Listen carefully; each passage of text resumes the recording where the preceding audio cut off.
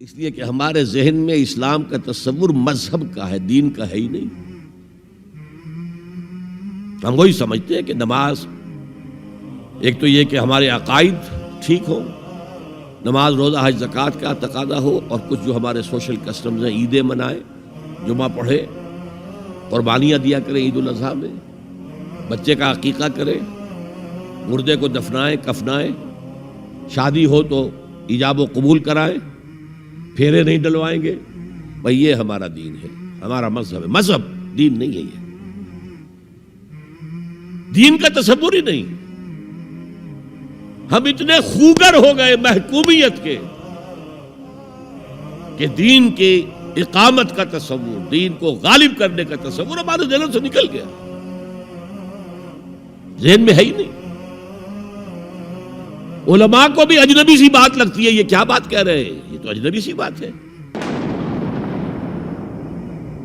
اس لیے کہ ہمارے ذہنوں سے تصور نکل گیا۔ پہلے مسلمان بادشاہ تھے، ملوکیت تھی، وہ اسلام تو نہیں تھا۔ اسلامی نظام تو خلافت راشدہ کا تھا، ابو بکر اور عمر اور عثمان اور علی اور حضرت حسن کو میں مزید شامل کرتا ہوں۔ تب 30 برس بنتے ہیں جو حضور نے فرمایا تھا کہ یہ 30 برس خلافت رہے گی۔ بعد میں تو ملوکیت آ گئی، یہ بنو امیہ کے بادشاہ تھے، چاہے خلفاء اپنے آپ کو کہلوائیں۔ بنو عباس تو بڑے بادشاہ تھے، شہنشاہ تھے، بڑے محل بنائے تھے، اور یہی حال پھر جن کو ہم کہہ دیتے ہیں عثمانی خلفاء، یعنی ترک بادشاہ اور شہنشاہ، ان کا بھی حال یہی تھا۔ اسلام کہاں ہے؟ اس کے بعد آ گئے انگریز۔ انگریز نے کہا قانون ہمارا ہوگا، کرمنل لا ہمارا ہوگا، CRPC ہماری ہوگی، سول لا ہمارا ہوگا، نظام ہمارا ہوگا۔ ہاں نماز پڑھ سکتے ہو، روزہ رکھ سکتے ہو، ہمیں کوئی تمہارے مذہب سے کوئی دشمنی نہیں، بلکہ انگریز نے تو بڑی رعایت کی تھی۔ اس نے کہا تھا تم اپنے فیملی لاز بھی اپنی مرضی سے جیسے چاہو طے کرو۔ آج مسلمان ممالک میں سے بھی اکثر نے اپنے فیملی لاز چھوڑ کر یورپ کے فیملی لاز اختیار کر لیے، اور پہلی مرتبہ یہ کام کیا تھا ترک نے، اور یورپ کے اخبارات نے پھر تنزیہ لکھا تھا کہ یہ عجیب قوم ہے، کہتی ہے کہ بہترین قانون ہمارے پاس ہے، اور حال یہ ہے کہ فیملی لاز بھی ہم سے مانگ رہے ہیں، رومن لاز سے اخذ کر رہے ہیں فیملی لاز، یہ ان کا حال ہے، کہتے ہیں بہترین قانون ہمارے پاس۔ تو انگریز کے آنے کے بعد اب ہمارا علماء کا قال اللہ و قال رسول یا مدرسہ چلا لے۔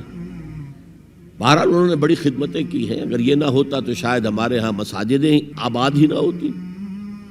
کم سے کم علماء نے وہ پوزیشنیں جو ہے وہ پر کی ہیں، ایک ڈھانچہ جو ہے وہ برقرار رکھا ہے، اس میں کوئی شک نہیں، ان کی خدمات ہے۔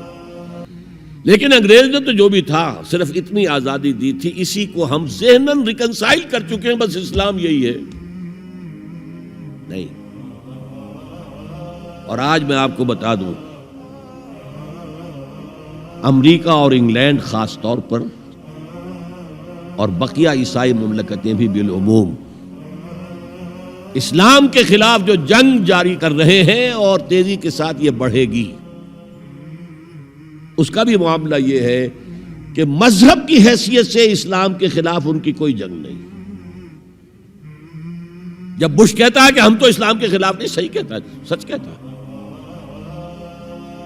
وہ یہ کہہ سکتے ہیں you have come here, you have purchased churches and synagogues and converted them into mosques, did we object? تم یہاں آئے، تم نے چرچ خرید کے مسجد بنا لی، سینیگوگ یہودیوں کا خریدا اور مسجد بنا لی، ہم نے کبھی روکا تمہیں؟ تم نمازیں پڑھتے ہو، ہم نے روکا؟ روزے رکھتے ہو، ہم نے روکا؟ بلکہ رمضان میں وائٹ ہاؤس میں ایک افطاری بھی دے دیتے ہیں تمہیں، سیریمونیل۔ تمہاری عید ہے، بقرہ عید ہے، ہم کو کومیموریٹو سٹیمپس جاری کر دیتے ہیں، یہ عید کا جو ہے ڈاک کا ٹکٹ ہے اور یہ بقرہ عید کا ہے۔ تو مذہب سے تو ہمیں کوئی اعتراض نہیں، لیکن اسلام کا سیاسی، معاشی اور سماجی نظام nothing doing, we will not bear it، نظام ہمارا ہوگا۔ اور سمجھ لیجئے یہ تاریخ نے پورا سرکل ایک گھیرا پورا کر لیا ہے۔ وہ جو مولانا حالی نے کہا تھا، اے خاصہ خاصان رسول وقت دعا ہے، امت پہ تیری آ کے عجب وقت پڑا ہے۔ وہ دین جو بڑی شان سے نکلا تھا وطن سے، پردیس میں وہ آج غریب الغرباء ہے۔ کس شان سے نکلا تھا اسلام، اور آج بالکل ریورس ہو گیا معاملہ۔ اسلام نے یہ کہا تھا اسلام لے آؤ، ہمارے برابر کے بھائی ہو جاؤ گے۔ ہم یہ بھی نہیں کہیں گے ہم پرانے مسلمان ہیں، سینئر مسلمان ہیں، ہمارے حقوق زیادہ ہیں، تم نیو کمرز ہو، نو مسلم ہو، تمہارے حقوق نہیں، بالکل برابر۔